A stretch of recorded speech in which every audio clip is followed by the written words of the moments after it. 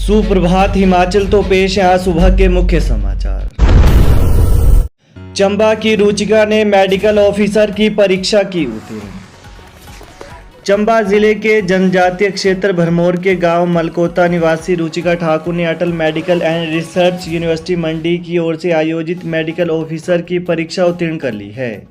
उनके पिता Chain Singh Thakur cement corporation of India Rajban Paonta Sahib में कार्यरत हैं, जबकि माता अंजू ठाकुर गृहिणी हैं।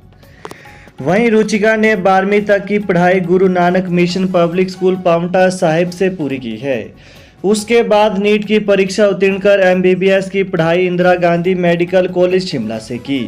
उन्होंने अपनी सफलता का श्रेय माता पिता को दिया है। प्रदेश का तीसरा सिंथेटिक ट्रैक शुरू। लुहणु के हॉकी मैदान में बिछाई जाएगी एस्ट्रोटर्फ।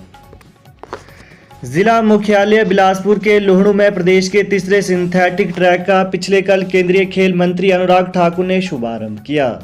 उन्होंने लुहणु में हॉकी मैदान में एस्ट्रोटर्फ बिछाने और एक आधुनिक जिम्नेजियम खोलने की घोषणा की। उन्होंने लुहणु स्पोर्ट्स कॉम्प्लेक्स का नाम अटल बिहारी वाजपेयी करने की भी घोषणा की। लुहणु में अंतर्राष्ट्रीय मानकों पर 8 लेन के 400 मीटर ट्रैक को 9 करोड़ रुपए की लागत से तैयार किया गया है। ट्रेडमार्क के कारण बदला कामधेनु दूध, पनीर, दही और घी का नाम।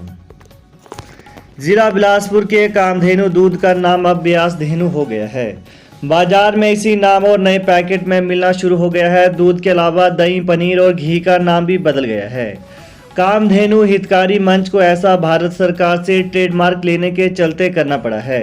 हालांकि मिठाइयां और अन्य उत्पाद पुराने नाम पर ही मिलेंगे। हिमाचल हाईकोर्ट अधीनस्थ अदालतों में लंबित मामलों के निपटाने के लिए हाईकोर्ट ने बनाए नियम। हिमाचल प्रदेश हाईकोर्ट ने अधीनस्थ अदालतों में लंबित मामलों को निपटाने के लिए प्रारूप तैयार किया है। इसके तहत निर्धारित मामले निपटाए जाने पर जजों के कार्य का मूल्यांकन किया जाएगा। जिला एवं सत्र न्यायाधीश के लिए 1 महीने में कम से कम 10 मामले निपटाने के नियम बनाए गए हैं। इसी तरह ट्रायल को निपटाने के लिए 60 दिन का समय तय किया गया है। सिविल जज के लिए 1 दिन में 1 मामला निपटाने का नियम बनाया गया है। दूसरी ओर हाईकोर्ट ने 15 अक्टूबर तक सभी जजों से इस बाबत सुझाव मांगे हैं। अधीनस्थ न्यायालयों में इस समय कुल 4,74,011 मामले लंबित हैं।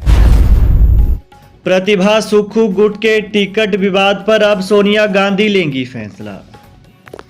विधानसभा चुनाव के लिए प्रत्याशी तय करने को लेकर प्रदेश कांग्रेस के नेताओं में पैदा हुए टिकट विवाद पर अब पार्टी के राष्ट्रीय अध्यक्ष सोनिया गांधी फैसला लेंगी। गत शुक्रवार को नई दिल्ली में हुई स्क्रीनिंग कमेटी की बैठक में भिड़ने के बाद अब प्रदेश के नेताओं ने राष्ट्रीय अध्यक्ष सोनिया गांधी से मिलने की तैयारी की है। वहीं प्रदेश अध्यक्ष प्रतिभा सिंह गुट के टिकट कटने से नाराज नेता दिल्ली में जुट गए हैं।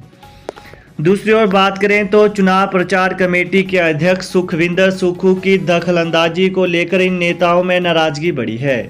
प्रदेश के 6 बार मुख्यमंत्री रहे दिवंगत वीरभद्र सिंह के बिना इस बार विधानसभा चुनाव होने जा रहे हैं। पूर्व के चुनावों में वीरभद्र सिंह की ही एकमात्र तूती बोलती थी। अब प्रदेश कांग्रेस नेतृत्व के संकट से जूझ रही है। शिमला, हमीरपुर, मंडी, कांगड़ा, ऊना, बिलासपुर और चंबा जिला के बड़े कांग्रेस नेता खुद को अगले CM के तौर पर देख रहे हैं। हिमाचल के प्राइमरी स्कूलों में शुरू होगा project based learning system. Himachal Pradesh के प्राइमरी स्कूलों में अब बच्चे प्रोजेक्ट बेस्ड लर्निंग करेंगे। प्रारंभिक शिक्षा विभाग स्कूलों में जल्द ये व्यवस्थाएं शुरू करने जा रहा है। इसके लिए विभाग जल्द ही अरविंद सोसाइटी के साथ MOU करने जा रहा है। MOU होने के बाद स्कूलों में यह सिस्टम शुरू कर दिया जाएगा। इसके लिए सोसाइटी ने स्कूलों के लगभग 12,000 शिक्षकों को शॉर्टलिस्ट भी कर दिया है। इन शिक्षकों को सोसाइटी की ओर से ट्रेनिंग भी करवाई जाएगी। सैनिक कल्याण विभाग पुलिस में भर्ती होंगे पूर्व सैनिक, इंटरव्यू कल से। सैनिक कल्याण विभाग के तहत पुलिस विभाग में पूर्व सैनिकों के कोटे से पद भरने के लिए पूर्व सैनिक रोजगार सेल हमीरपुर में कल और परसों अक्टूबर को साक्षात्कार लिए जाएंगे। साक्षात्कार में 31 अक्टूबर 2019 से 31 दिसंबर 2021 तक सेवानिवृत्त हुए पूर्व सैनिक भाग ले सकते हैं। हालांकि पूर्व में विभाग ने सेवानिवृत्ति की कट ऑफ तिथि 31 अक्टूबर 2019 से 31 दिसंबर 2020 निर्धारित की थी। विभाग ने कट ऑफ तिथि को 1 साल और बढ़ा दिया है। निर्वाचन विभाग चुनाव आचार संहिता से पहले 50 IAS HPS तहसीलदारों के होंगे तबादले। हिमाचल प्रदेश में विधानसभा चुनाव आचार संहिता लगने से पहले 50 IAS HPS और तहसीलदारों के तबादले किए जाएंगे। निर्वाचन विभाग ने प्रदेश सरकार को 3 सालों से एक ही स्थान पर डटे ऐसे अफसरों के तबादला करने के आदेश जारी किए हैं। लिहाजा तबादले के लिए इन अधिकारियों की सूची तैयार की जा रही है। बीएड की खाली 1200 सीटें भरने के लिए 10 से अंतिम राउंड। हिमाचल प्रदेश विश्वविद्यालय से संबद्ध प्रदेश भर के बीएड कॉलेजों में 1200 सीटें खाली रह गई हैं। इन सीटों को भरने के लिए विश्वविद्यालय की ऑनलाइन काउंसलिंग प्रवेश कमेटी 10 अक्टूबर से काउंसलिंग का अंतिम राउंड शुरू करेगी। 10 और 11 अक्टूबर को बीएड प्रवेश परीक्षा में अपेयर हुए छात्रों को कॉलेज की प्राथमिकता बताने का समय दिया जाएगा। मिड डे मील के लिए बड़ा बजट, 5 लाख स्कूली बच्चों को पीएम पोषण योजना का फायदा। हिमाचल प्रदेश के 5 लाख बच्चों को स्कूलों में अब मिड डे मील के लिए ज़्यादा पैसा मिलेगा, यानी अब बजट की कमी आड़े नहीं आएगी। केंद्र सरकार ने प्रधानमंत्री पोषण योजना के तहत सरकारी स्कूलों में बच्चों को दिए जाने वाले दोपहर के भोजन पर आने वाली कुकिंग कॉस्ट में बढ़ोतरी की है।